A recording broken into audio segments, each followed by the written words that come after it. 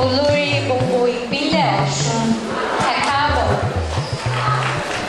Mo mọ̀ pé iṣẹ́ pọ̀ lọ́wọ́ yín, ọ̀nà yín sì pọ̀.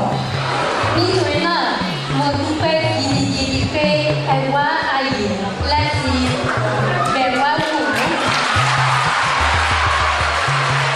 Fásitì, ilé-ìwé gíga jùlọ ti Fountain.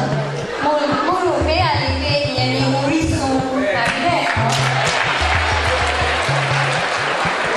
Mo dúpẹ́ púpọ̀ fún ìpè tí ẹ pè mí wá sí inú ọgbà tó lẹ́wà tó sì tóbi Fountain University. On the street. Ẹ káàárọ̀ ọmọ ọlọ́pàá máa yọ ọmọ lálọ́rí àbí sùjọ́ ìjàmbá ìgbòho ìkàlẹ̀.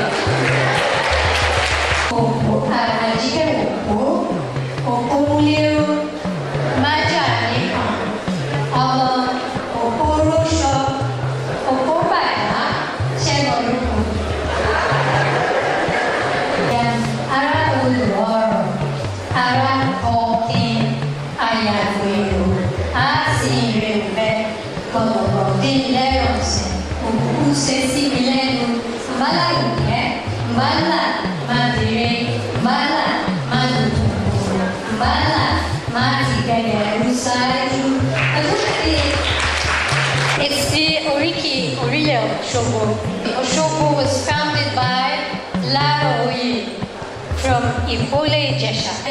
Laro Oye, ọmọ Ijesha, Ilẹ̀ Obi, ọmọ ọwọ́ wọn ìwọ olórí ọdẹ tí sọ ìgbódìlú. Ọmọ òmìnirin wa mọ ìlú Òṣogbo, Òṣogbo tó ń pe onílé tó tó ń pe àlejò. Ọ̀ṣun á dára, Nàìjíríà á lọ síwájú sí i. Ẹ ṣeun, mo dúpẹ́, mo dúró báyìí, ìyókù dìjọ́ mi.